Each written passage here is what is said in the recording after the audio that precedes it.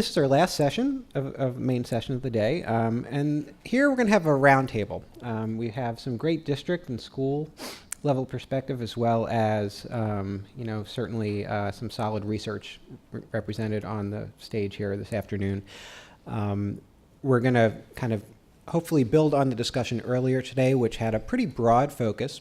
And now we're going to kind of get to where these issues and the students live and breathe every day. And I think no better way to kind of wrap up today than to talk about some really concrete experiences on the ground. I'm going to turn things over in just a second to Christina Samuels, but first I'm going to introduce Christina. She's a staff writer at Education Week, and if you've been a reader of Education Week for a while, you know that Christina, for a number of years, was our lead reporter on special education issues, among others. And now she is leading up much of our district level coverage, and so she's the perfect person to talk to the panelists today. Christina? All right, thank you so much, everyone, for sticking with us and sticking with this roundtable. I think this will be a really enjoyable discussion. I'd like to keep it, as conversational and as informal as possible. So, please save up your questions, and hopefully we'll have enough time at the end to get to everybody. This panel is going to be focusing on some of the significant and the distinct educational challenges that face the Latino population and some of the reform strategies that some districts have put in place to address those challenges. And so what we hope to offer some, again, really concrete suggestions on how best to educate this growing population from the point of view of both researchers and school leaders. So I'm happy to welcome to the panel. People are not sitting quite in the order that I have them in, but I'll tell him to give a little wave.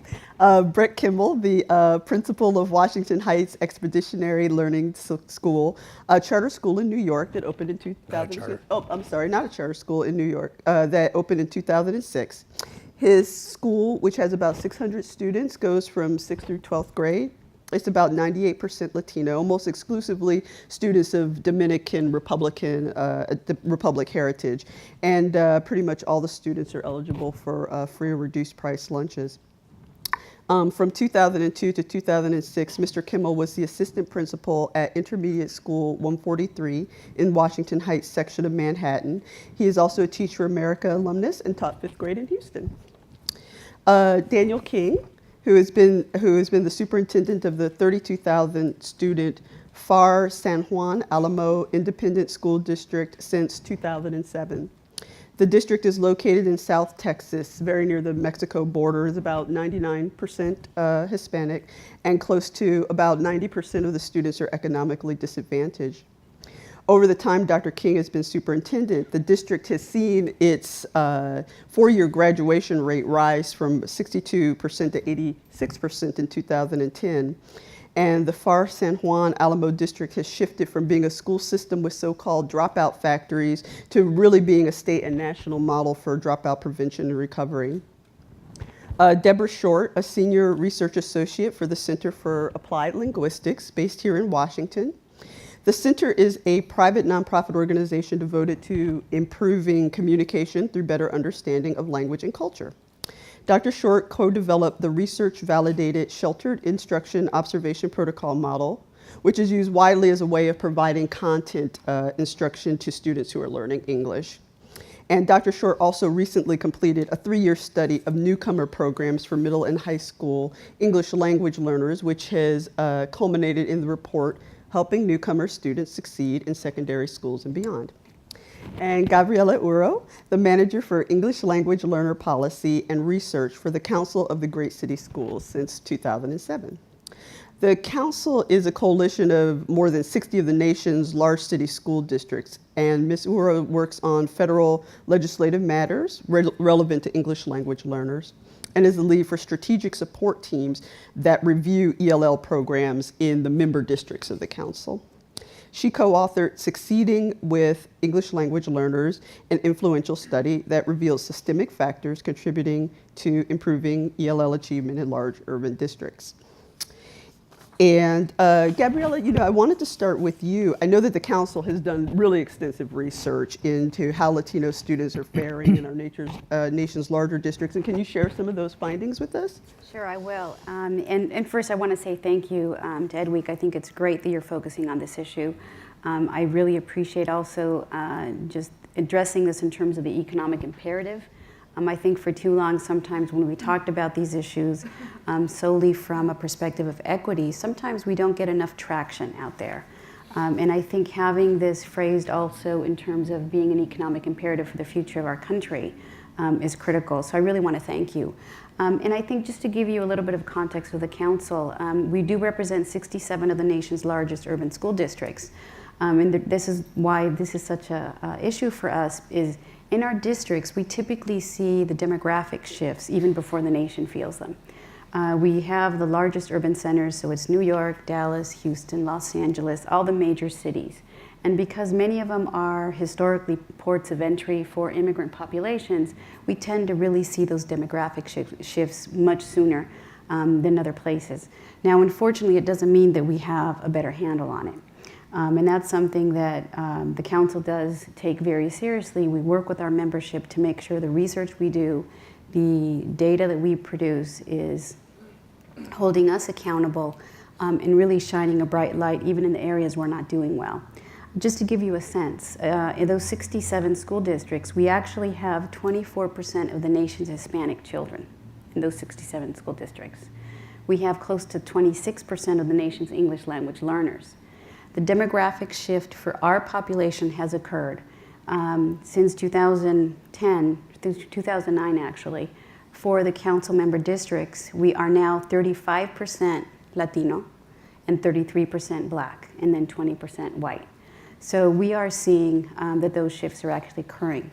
Most recently, we conducted a study, and it came out in fall. It's Today's Promise, Tomorrow's Future, and it was actually looking at Hispanics, but also Hispanic ELLs, because as earlier was mentioned by Jeffrey, they're not synonymous, even though a lot of people do tend to make that mistake. And we made sure that we wanted to disaggregate data to really look at how kids were doing.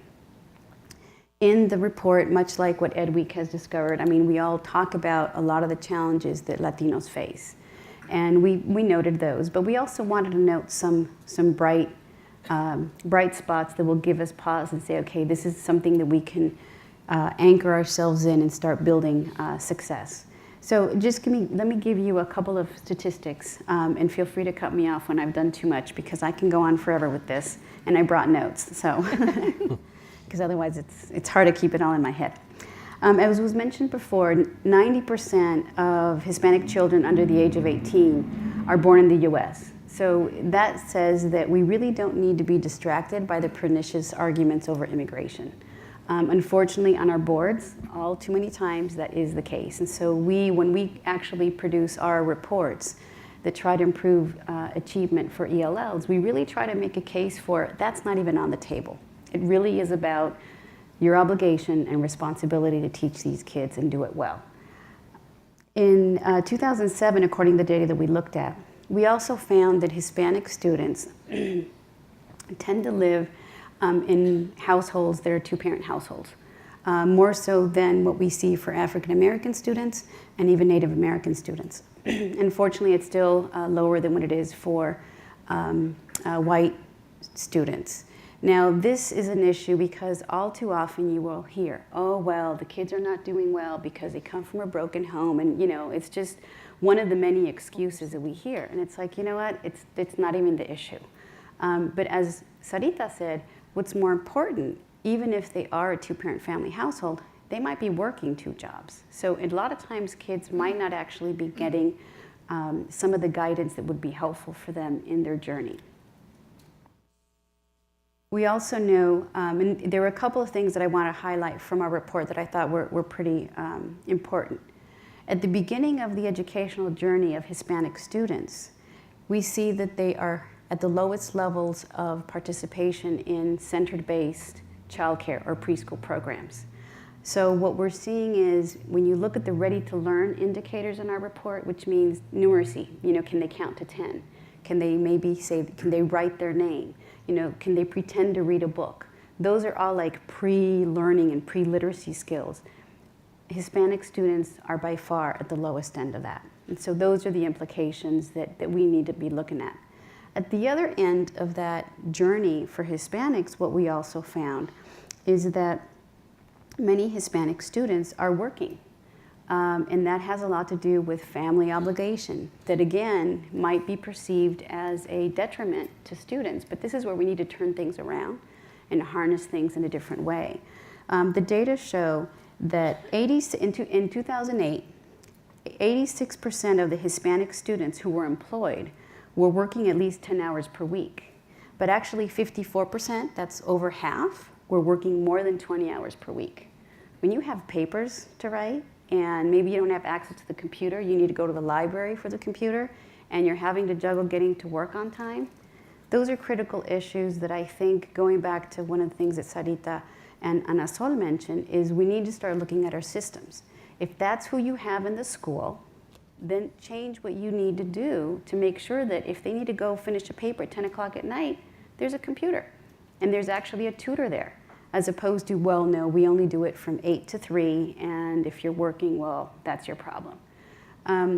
One of the things that I wanted to mention about this, because I found it very interesting, there is some research that was done, I think through the Urban Institute, around sense of obligation. And it was a study that was done in California primarily, but they looked at New York, San Francisco, and Los Angeles.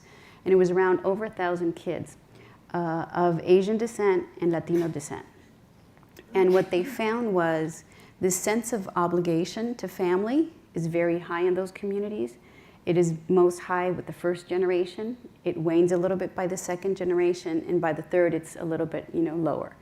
However, what they found was that was a strong motivation for the kids to stay in school, because they knew that it was up to them to make things better for their family, and it's a huge responsibility.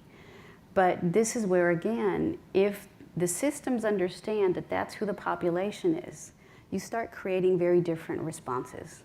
And so, without going into too much detail, the data, there is the bad news, and we know it's about achievement. We're looking at least 2.5 years behind. Most Hispanic students are not doing well. We have, both in reading and in math. The bright side is when you look at English language learners, Hispanic students who were English language learner and have gone through programs successfully, guess what? They do better. They sometimes actually outperform non-ELLs, especially in 4th grade in NAEP. So those are the things that it's really a mixed bag. And I think the struggle is, how do systems analyze all those indicators and come up with something that actually moves these kids forward? Yeah, that's very interesting information. And with the indulgence of our school practitioners, I wanted to perhaps group the research piece of this together. And Deborah, shift to you, because you have recently completed, as I mentioned in the introduction, a study looking into newcomer students, which, as we're understanding now, is a subset of the Latino population, but perhaps has some unique needs or issues that might be interestingly, that schools also need to address. So I wonder if you could talk about that. Absolutely, and I even brought a visual aid for those of you. Perfect. We have the report, the full report on Cal's website that you could download, but we looked over 3 years at programs at the middle and high school who were serving immigrant newcomers, many of whom who were Hispanic, but not solely. And these are all students who are learning English as a new language. And we learned from the data presented this morning that only 10% of the students, the Latinos, are foreign born. But at the secondary level, it's closer to 20 to 30% of the ELs who are foreign born. So there's overlap of these groups. They're not completely the same. What we were trying to do is particularly find programs that were helping these students develop the language skills that they needed to access academic English in their middle and high schools, but also help with the content knowledge that they had to gain. Many of the students who come in and are put in these programs have had interrupted education, have been children of violence and trauma and other kinds of things in their countries before they've come here. And so they are often 2 or more years behind their grade level peers. And so when you think about a 9th grader who's showing up, no credits, no English, and maybe 3 or 4 years of education, it's really hard to think about how these students might, in 4 years, to match the cohort requirement, be able to graduate, take a high school exit exam, meet all of the credit requirements for a regular diploma if they really are starting so far behind the other ninth graders in their classrooms. So what we did was looked at 10 exemplary sites to see what they were doing particularly for these students. And I just call attention to 4 or 5 of the high schools that we looked at. One is an international high school in New York City that's part of the International Schools Network, and some of you may be familiar with that network. It has a really strong reputation for helping fairly recent immigrant students come in, develop the language skills that they need, get the content credits, and they have as a group, a graduation rate that's better than the New York City average. Another one that in New York City we looked at, and Brett, you may be familiar with it, is the High School of World Cultures, which is a dual language high school, which is also phenomenal when you think about the students who have language as an asset. Why not make use of that while you are helping them learn English and learn the content knowledge? So in this particular school, they take some of their courses in Spanish while they're learning English. And in New York in particular, you can take the Regents in Spanish for a number of the Regents, not the English language one, obviously. But that helps with meeting some of the high school graduation rates. And that particular school as well has a very high graduation rate, much higher than the New York City average. They also, both of those 2 groups do a lot of college preparation for the students, and I think that's something that's really important. There's an article that you have in the New Diplomas Counts that talks to that, but one of the key things is how do you access college?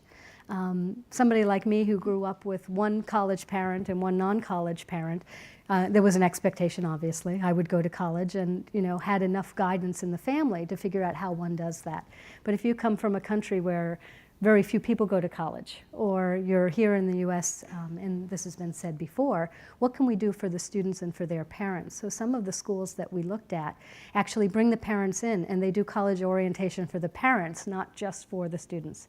So they help them understand the application process. They help them understand FAFSA if they're going to apply for financial aid. They, at the High School of World Cultures, they actually have a college course that the seniors take that helps them with their essays and some of the other things, takes them on college trips. So, and then some of the things that these programs are doing, which are part of a school rather than just the Newcomer program, is really providing support for the kids over the summer to help them with maintain and accelerate some of their academic learning, but also be a source for them after their first year in college. Because sometimes they're going to college, they make it. They get the money, they get in, they're really excited, but the supports that they're used to are not necessarily there at the college level. And so if the students know that they can Skype with a former teacher or come back in the summer and have a couple of coffees and things, the teachers have all been very up for that, the principal as well, to help make that college-going process a little more smooth. Sure. Brett, sounds like a perfect transition to your school, because I know as we talked before the panel, you were telling me about how you really just kind of inculcated this college culture into your school. And I wonder if you could talk a little bit about some of the things that you do there to make it, not just some dream that's far off, but a really attainable goal for your kids. Sure. First of all, I want to thank you for inviting me and for providing the opportunity to have this discussion.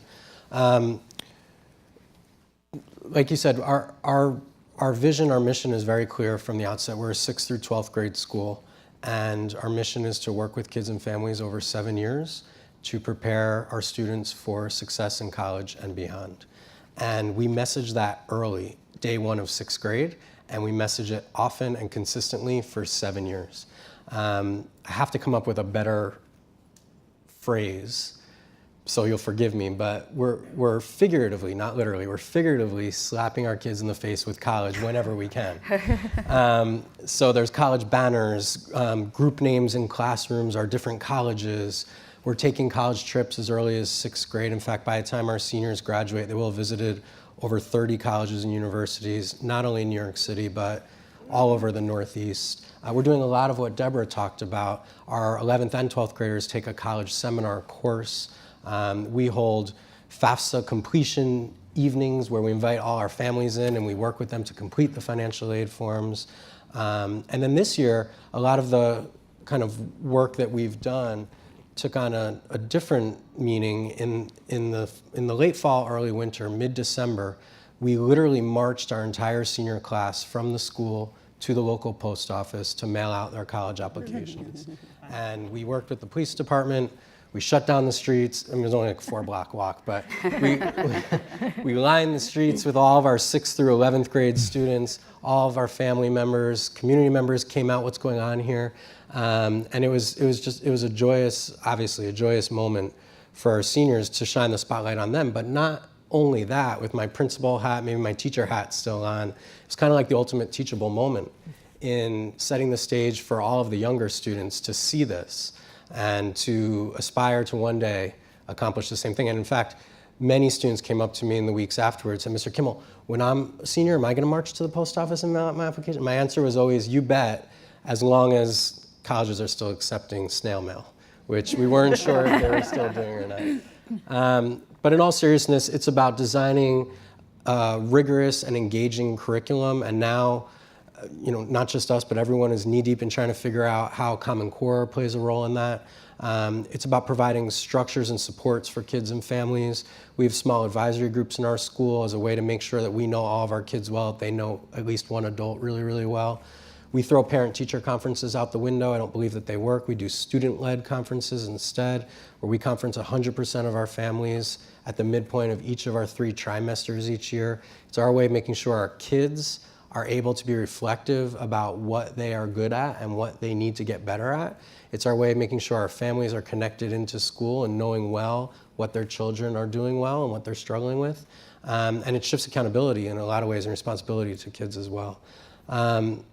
And then another piece is excellent teachers. I say all the time, whether it's true or not, I say all the time that we have the best teachers in New York City at our school. I really believe that. And I also say that I could be the best principal in the world, which I'm clearly not, but if I were and I didn't have good teachers, it just wouldn't matter. And the reverse is true as well. I could be the worst principal in the world. I don't think I'm that either, but if I had a bunch of really good teachers, they'd make me look really good as well. And so we invest very heavily in finding and recruiting and interviewing and ultimately hiring and keeping excellent teachers.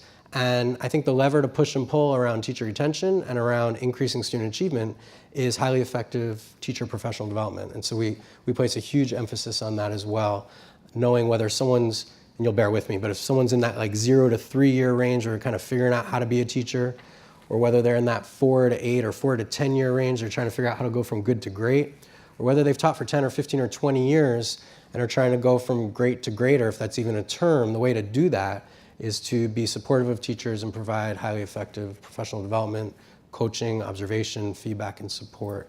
And so all of these things, I think, put together, and many others, because I could talk probably for a long time about it, are part of the magic potion. But I want to say, too, that I don't think it's really so much a magic potion. I don't think, in other words, it's so much rocket science. Surely you need to be strategic and deliberate and intentional, but I don't think it's rocket science. I definitely want to come back to that point about teacher and teacher and leader professional development, because I think that's something we haven't yet explored, and we should in this panel. But Daniel, I wanted to ask you about your district as well, because here is a district where you are having to put all the pieces together. Obviously, we're talking a little bit about college now, but you have to get everything working, so from kindergarten, pre-K, all the way up. And it sounds like there were some definite challenges in the district when you got there. So maybe you could talk a little bit about that. Well, first I could just say ditto, because I think it's been said several times today that a lot of what needs to be done we know, and a lot of it's being done in pieces here and pieces there. And I think the challenge is how do we scale, and how do we go systemic? How do we do it for all children? How do we come together for collective impact? And those are kind of what I've really focused the last few years of my career on. Before this assignment, I was superintendent of a much smaller district, the Hidalgo Independent School District, right on the Texas-Mexico border. There was once in the bottom 5% of districts in Texas. I left there in 2007. U.S. News ranked it the high school there the 11th best in the nation. we worked there for many years on different things, and we're making good progress. In 2005, the Gates Foundation and the UT system approached us with looking at the work we were doing and said, we'd like to assist you with an early college high school. And we looked at it, and in all honesty, after looking at it, we said, we don't think we can do that. And so that was found to be kind of surprising, because that's your emphasis. So, well, the problem is it's not for all. So that district had about a 800 student high school, and the model for the early college high school at that time was 400 student units, 100 per grade level. So basically, I just kind of challenged back and said, come back. And we had to go through every point, all the ground rules, on a college campus. Well, that's not scalable. That's not scalable nationwide. That's not scalable in big systems. So we kind of insisted it's got to be at our site. Okay, if you had the 400 student model, let's do 2, and let's do them side by side. We'll figure this out, And so they came back a few months later, surprisingly, because I thought they were not going to come back, but they came back surprisingly or really admirably, I should say, and they committed. And I would tell you that the last 2 graduating classes of that school district had 95% of the graduates had college hours. So, that's come a long way. You're talking about 99% Hispanic, 93% economically disadvantaged, and so forth. In 2007, I moved over to a district about 10 times larger, and it was a district in crisis. Every high school was dropout factory. Every high school was moving down the stages of AYP. Lots of other issues, governance issues, and just all kinds of issues. And so 8,000 high school students now instead of 800, and so got to have gotten to look at the real world challenge of how do you scale. And like was mentioned earlier, in a matter of 4 years, a dropout rate that was double the state average has gone to about a third of the state average. In 3 years, the high school graduation rate has gone from 62 to 87%, the AYP measure. Doubled the actual number of high school graduates through this year, through 5-year period, from less than 1,000 to we're pushing 2,000 now. Doubled the number going into college and so forth. But talking about systemic change. In Far San Juan Alamo, or PSJ as it's known in that area, by the way, we're in the very southern tip of Texas. If you've heard of Brownsville, McAllen, we're right in that region, literally right on the border. So immigration, ELL, all of those issues, are very impactful there. But we kind of call our system initiative or our goal, we call it College Cubed, or College to the Third Power. And so we talk about college for all. And so we call it College Cube because we say our mission is that all students will be college ready. We're not there yet, but we're pushing that up all the time. All will be college ready. All will be college connected before they leave us, and all will complete college. And so that's a pretty bold mission, but I think that's what it takes. And so we're committed to getting students to and through college. Even with dropouts, we don't talk a lot about their high school diploma. We talk about college. So what we've put together over the last few years is a comprehensive plan that includes a menu of strategies that addresses almost all the issues and barriers that we talked about today that you can address at the local level, because obviously some of those are national and state. But many times we also focus on the barriers and don't look at all we can do within the existing. And so talking about rolling up the sleeves and getting to work on those things.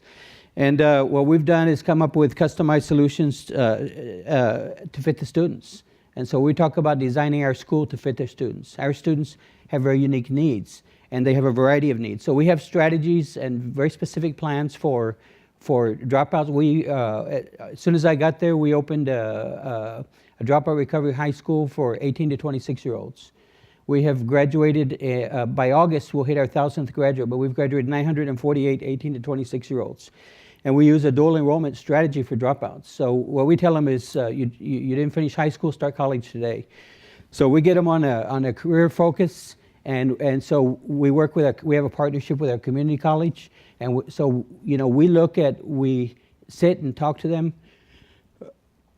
They all have their goals and dreams, regardless of their struggles. So we sit and talk to them about those, and then we work with them on mapping out a plan. We're very fortunate. We have a great community college partner, and we're designing every semester, our high school and our college. We design in. We don't know what our population is going to be at that high school semester, so they design mini-mesters for us because we take the first few weeks of each semester assessing who are our students, what do they need. So the community college works with us to design mini-mesters to fit their needs. So if they're wanting to go into some kind of technology area, if they're wanting to go in auto tech, you know, those are great fields that make great money if you have the licenses, the certificates, the associate degrees, four-year degrees, graduate degrees, you know, whatever goes. Well, we're increasing the number going to the elite colleges as well. So, but we have solutions for the near to graduation, and that high school was designed, by the way, primarily for near to graduation. Somebody talked about the rising exit tests. When I got to the district, the district was losing almost 500 students a year to dropout situation. In analyzing who those are, I was a little surprised. I figured the ninth grade bubble. You know, I figured the kids that come up and they get stuck, and we've known about that for decades. I was a little surprised. I shouldn't have been, because I remember seeing that in the state data. In the smaller system, we didn't have this so much, but there's what I call now the 12th grade wall. That's that they get all the way through, but then the exit test or that last rigorous math or science course, they struggle to get through that. So this particular campus is designed for that. And over years and years of raising the accountability standards, the community and communities all across the state and across the nation are developing a pool of students who almost made it. And they almost made it. Well, there's no reason, for example, with that group why the dual enrollment strategy won't work. Once you're doing that with dropouts successfully, then it's pretty hard to defend in the rest of the system, you know, why that cannot be done. So also solutions for far to graduation students. You know, working with ELLs, we do use, we're scaling up. This district already had a small boutique, dual language. We're scaling that district wide. We're taking it through 12th grade to develop biliterate graduates. We're graduating pilot cohorts already. All kinds of things like that. This year, our graduating class of about close to in the 1,900 student range, 40% had college hours, 60 had associate degrees. In the next few years, I anticipate that will be several hundred, and the number with college hours will go way up from there. The other thing that we've done, it was talked about here. The capital, whatever you want to call it, whether you call it familial, cultural, or whatever, to access college and to when you get there. So one of the things that we've done is we've set up a transition counseling program. And so a lot of our students, like was talked earlier, go locally. And so we have counselors that are at the college. They're ours. We pay for them. The college gives them an office. And they work and make sure our graduates get through all the hoops, get through registration, and we give them first-year counseling support. And there's an office there with our district's name on it. But our counselors are great. They Facebook, social media, and they form networks with our graduates to give them support. So we're seeing college persistence go up. So I'm looking now at forming a virtual one because we got more and more students going away also to set up a virtual support network for that. So there's all kinds of different things. You know, strengthening pre-K was talked about, the rigor, also changing instructional practices. One of the things that we've done is gotten away from, you know, Texas. We've been doing the testing for a long time. But we've tried to change our systemic focus. The testing's got to be there, like the high school diploma's got to be there, but really on getting students to and through college. And so we're also working on changing teaching practices away from drill and kill and those kind of things to literacy groups and different. With ELLs, the students need to talk. You know, we've known for years that the language development sequence is listening, speaking, reading, and writing. And in many classrooms, we skip the speaking. There's the listening, and we try to jump straight to the reading and the writing, especially once you get past the primary grades. So we're trying to you know, address you know, all of those different things. So at this point, we're scaling up. We piloted an early college high school standalone, which was a little different from what I had done before. But that's a laboratory. That's not a standalone boutique. It's a laboratory for the rest of our campus. Spinning out of that has now come a large comprehensive school-wide early college high school, a school within a school. We're trying to set up 2 others. But even the school within the schools, which are somewhat because they're constrained by policies, but because they're school within a school, then the principal of that school knows that's a scale-up pilot, a laboratory for how to do it for all the students in that high school. So like I said, talking about you know, systemic change, doing it for all. I'll say one final thing. At the beginning of every single school year, our biggest mission is to make sure every student is back in the seat. And so we have an initiative every fall. We call it Countdown to Zero. Our goal is 0 dropouts, and we've been able to drive the dropout numbers down about 90%. Our goal is 0 dropouts. So at the beginning of every year, the whole system is focused. And so we call it our stock market report. So every morning we have a list. Every high school has a list. Who's your missing students? And it's got a detective report. Where's the last place you looked for them? Where'd you find them? And we spend the whole month. We go out to their homes 20 times, 30 times, follow them through. Every Saturday this last September, we had 300 plus volunteers going out. We don't really go door to door. It's strategic. It's more like detective work. So you find the kid and mama says he moved out. Okay, then you go look, and I say, kid, he might be 20, but we go find him. He's got to finish school. And so it's been very, very successful. It's basically a lot of roll up sleeves work, but deep work also. On new immigrants, one of the things that we're experimenting with that we're seeing work very well, when you have dual language all the way through 12th grade, a new immigrant coming in at 8th or 9th grade goes into dual real well. Because a lot of times if you're teaching chemistry and Spanish, they go in there and they become almost a star. Not necessarily because of their chemistry language, but because of their Spanish speaking. And so sometimes students will turn to them for help on a word or different things like that. Well, that empowers them to turn and ask for help. And all of a sudden, instead of being a different class of student, they blend real quick because the students see them as somebody that has strengths. So that's for example a strategy that we're finding successful for new immigrants. So that's. Wow, that's fantastic. I mean, the leadership, obviously, it just shows how many different facets of leadership are required, from obviously the school piece to the detective piece if necessary. That was something I had wanted to maybe ask everybody, but maybe speak, Gabriela, to you first, is about the leadership and vision that's required at the district level. As we saw through some charts earlier, there are states that have been dealing for quite a long time, have had quite a well-established Latino population, but that might be different from the states that are seeing the new immigrants. We saw how there was that shift, and there may be some districts that are not perhaps, even though they may have a pretty sizable population, are maybe not as keyed into that need. I wonder if you could talk a little bit maybe about what you've seen there and what you think might need to be done in that area. Sure. And one of the things I also wanted to mention that I think is really important here, just giving a little bit of history, if you look at in the 90s, we had the standards movement. And people were like, okay, great, we have standards. Well, the missing piece was standards for whom? I mean, and a lot of what was going on is some of the standards were applied to some students, but I think by and large, to Hispanic students, we were sort of left on the platform. Then you had the accountability that came in with NCLB. Well, again, unless you use the numbers like what you did, where you start looking at the numbers, then it actually makes you do something about the numbers. Even accountability under NCLB wasn't going to get us to do the right thing for these kids. And that's one of the things that we noted in our study that we did in 2009. We were looking at English language learners specifically, but typically what happens when we go into our districts looking at English language learners, we find that a lot of them are Latino, but then it actually sort of is a spillover effect, and it's all about expectations. And one of the things that I'm hearing from the work that you're doing, it's grounded in high expectations for these kids. And for a number of reasons, I think we have failed these students and these families because we somehow have lower expectations. Sometimes it comes from language. And we use language as if that's the problem, when really the problem is that we have a problem with language. As a country, we have always had a problem with language. Even with the very first Supreme Court case in 1923 that was about German. But that was more because of World War I, But I think to the extent that has translated into lower expectations for Latinos in general, that's where you really see the leadership being front and center and making systems move differently. Now, I was curious about the demographics of your district.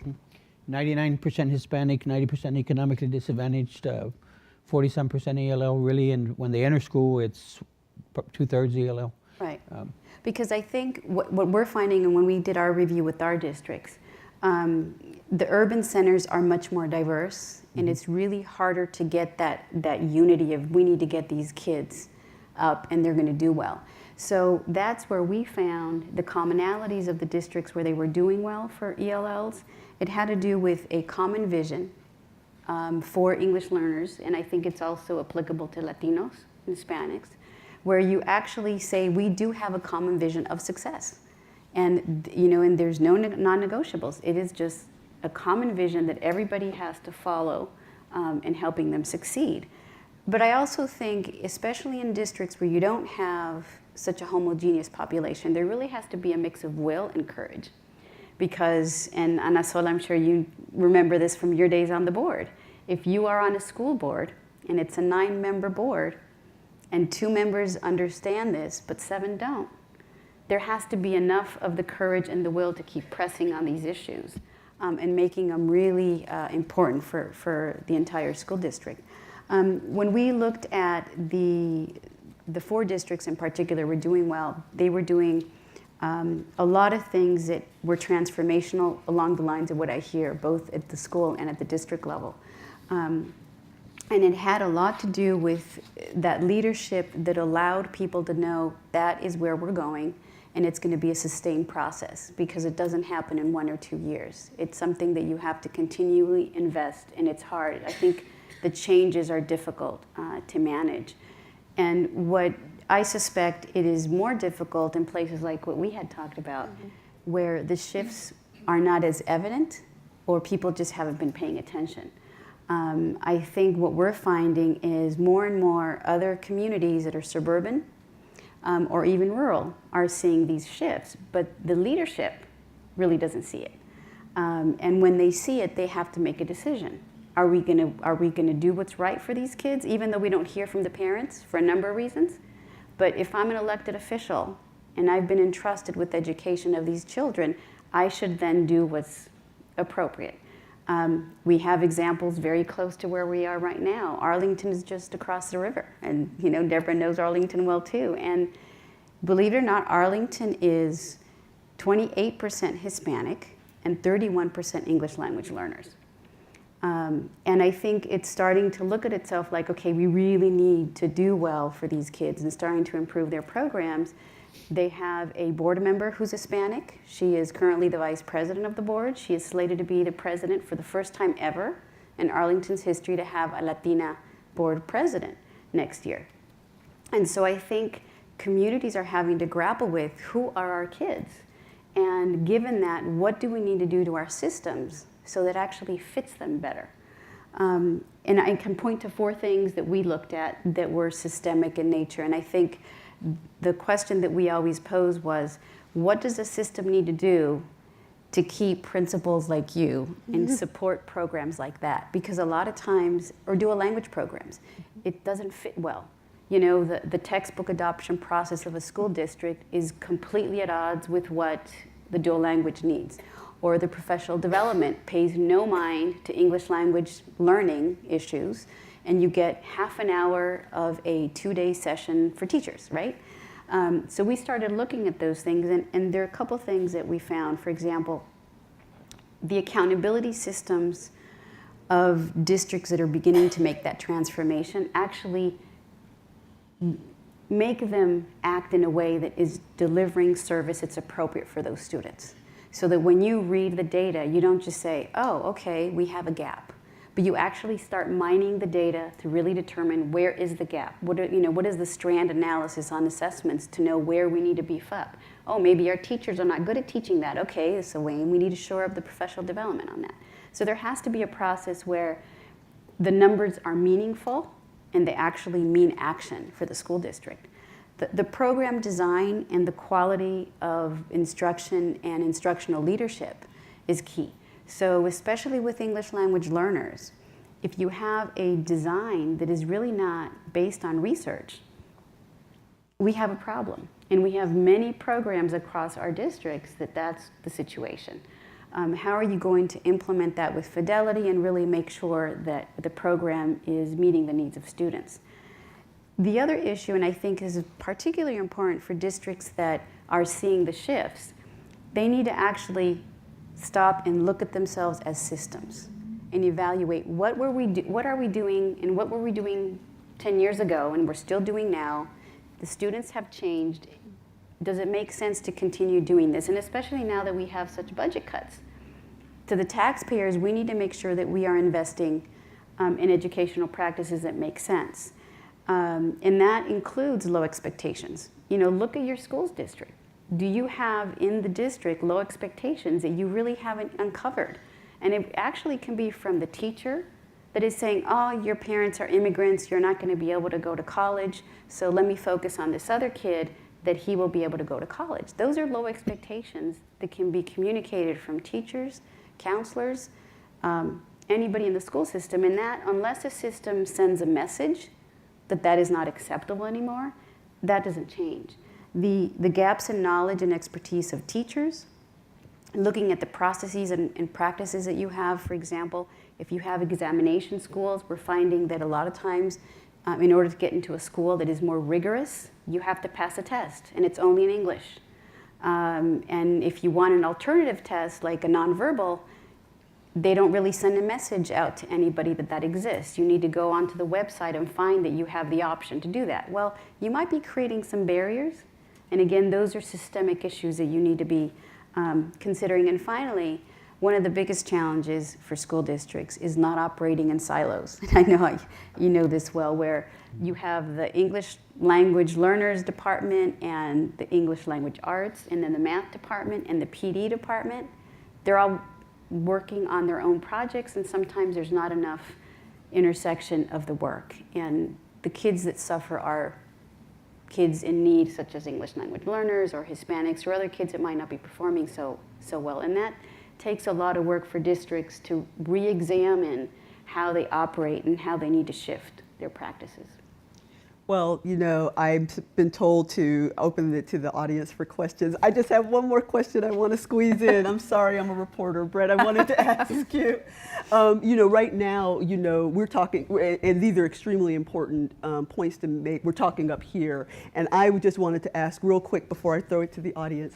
You know, let's get down to like what this looks like at your school. I mean, because you're a principal, you have a limited amount of resources that you have available to you. You made deliberate choices about what it is that you're going to stress and what it is that maybe, you know, is for your kids is not as necessary. So I'm wondering if you could give like just a couple quick examples of ways that you are spending money where you're saying this is what matters to this population group, and because of that, you know, maybe we've had to, you know, let another piece go. Yeah, good question. So whenever we're allocating resources, we ask ourselves, what about this is connected to college readiness, college preparedness for our kids? That's the filter that we ask. And if we can answer it easily, we'll go to the next step. And if we can't, we throw it out the window. So that's kind of like the philosophy and the mindset. Concrete examples, we're still in, I think, a new school. We opened in September 2006 with just 6th and 7th grade at that point. So we're about to graduate our first seniors in a couple weeks. And so this is our first year as a full-size 6th through 12th grade school. We always had a middle school guidance counselor, and then when we got up to high school, we added a high school guidance counselor. But when our oldest students were up to 10th grade, we hired a college counselor in addition to in addition to the guidance counselors. So we didn't even have an 11th grade, we didn't have a 12th grade, we certainly hadn't graduated yet, but we had a college counselor just for those 10th graders. We started, I mentioned earlier, allocating resources to take our kids on trips. We take a 9th grade, 10th grade, 11th grade, and 12th grade trip each year to visit colleges around the Northeast region. Our middle school kids, we get them all out and about to all the New York City local colleges and universities. So by the time they enter high school, they've already seen those. We've invested in partnering with an organization that provides us with assistant teachers. And so what we've done there is we've said, I think this was mentioned earlier a little bit around academic rigor and about kids taking algebra in middle school, for example. We've said our kids can and should eventually get to the highest levels of coursework possible. No matter anything else we talk about here today, or you read about, or you research about, academic rigor in high school classes is the #1 indicator of college success. And so in order to ensure that, we've said, why can't we leverage the fact that we have 7 years with kids? We're not finding out who these kids are in 9th grade and spending semester or a year figuring out what they're good at, what they're not good at. We've known them for 3 years already. So let's bump down the rigor of the typical high school into the middle school. And so we're teaching high school algebra as an 8th grade course, and we've put assistant teachers into that class so that you walk into my 8th grade algebra classes and you'll see a lead teacher and 3 assistant teachers in every single class. So it's dividing and conquering, it's differentiating, it's for adults that are able to use data to drive instruction, all the things you want to do, but all the things that are really challenging for one teacher with 25 or 30 kids to do.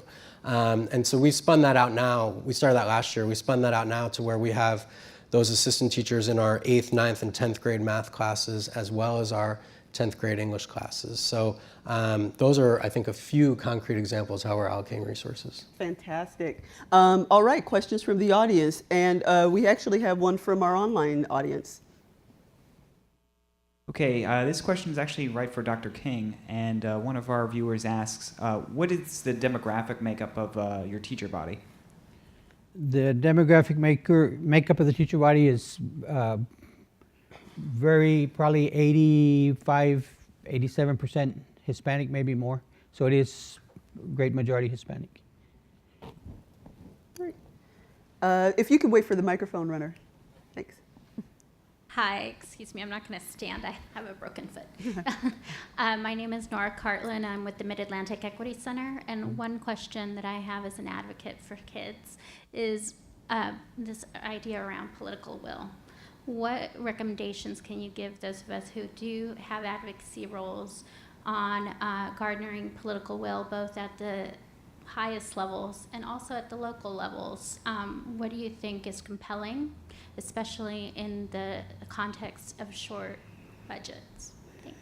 Okay. Who is that directed to? Well, you know, which one of you would like to tackle from a that? practitioner standpoint, I guess on political will, what I have really found initially is to jump in and tackle an issue and get some momentum going and be bold and political will. I can tell you right now, and you know, it was mentioned, yes, we're very homogeneous, but even homogeneous communities, there's resistance. So, for example, I can remember initially a lot of you know, Hispanic you know, successful business people, leaders in the community were, you know, what's wrong with the high schools? We made it through them. We graduated. Why do you need to do that? And there was, okay, so you're going to direct all the attention to the dropouts. What about my kids? What about, so even if it's a homogeneous, it's not without controversy when you go into a system and do that. But it's going in and being single-minded. And so the biggest problem in the district was dropout. We focused on it. We recruited, the year before, 237 seniors hadn't graduated. We got 223 of those back into our dropout recovery high school by the second week of September. In December, 49 of them graduated. That doesn't seem like a lot, but you started to see the change, and we had a graduation. That's one of the things I did to make it public. We had a graduation ceremony. We do that every semester, and we televise it in our community on our, you know, circuit channel. And so as we graduated 49 in May, and we graduated 80 something in 49 in December, 80 something in May, 104 something like that in August. All of a sudden, the resistance started to melt away. I had a community activist that came in to see me because you're endangering kids, you're doing this and this and this. So I said, you know, came in unannounced. I said, you have a few minutes? I said, get in my car, and if you have time. And so we just drove over to the high school, walked through, talked to the kids, came back and said, I'm on your side, you know. And had a similar thing with the early college high school. Had community business members go through. We let the kids give the tour. Even on our dropout recovery now, what we do, we get community people, we get school districts from all across the state and nation that come and visit. Our kids give the tour now, our dropout recovery students. So the students become the advocates, and that's how we move. When you have a student, you know, in a situation like this, we have a student, for example, one of our very first student to get an associate degree 4 years ago. She got an associate degree from a community college in engineering. She just graduated from Stanford with her degree in engineering and is entering UT Austin in a combination master doctoral program. So those become your advocates for your policy, those success stories. And in her case, both of her parents immigrant, third grade education. Both parents grew up in a colonia, and today she's a Stanford graduate with a degree in engineering. So Great. If I could just jump in real quick and add on that, I would say whether it's a community or a school system or an individual school that struggles or is successful, get the politicians into the school to see it.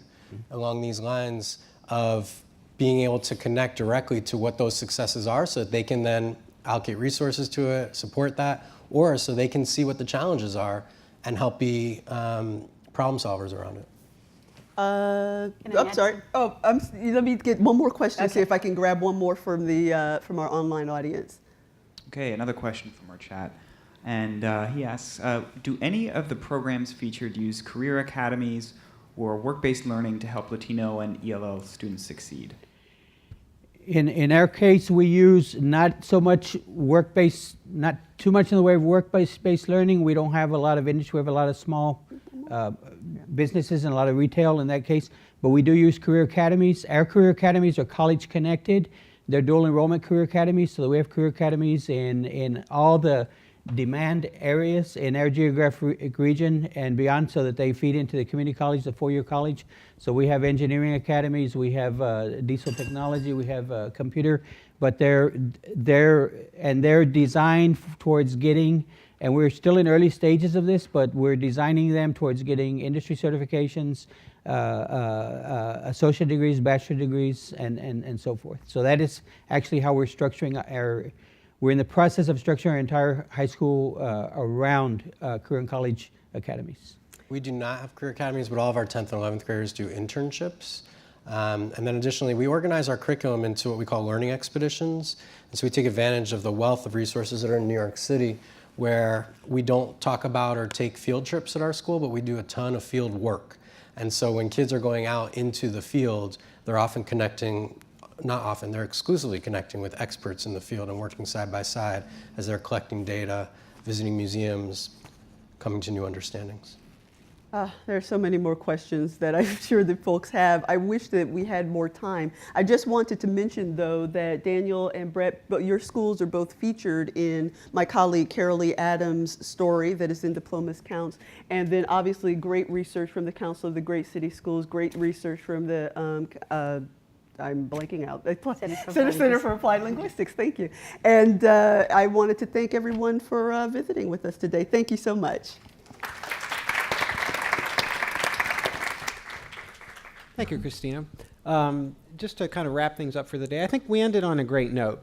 I think when we start off thinking about the big goals and the big context for the country as a whole, it's important to remember, though, and bring ourselves back to the fact that the work that's going to need to be done to take our graduation rate and college preparation from where it is now to where we want it to be will have to happen in the schools and districts all around the country. And I think we had two great examples of some of the really hard work that's been going on, but also work that I think many other school systems around the country can learn from.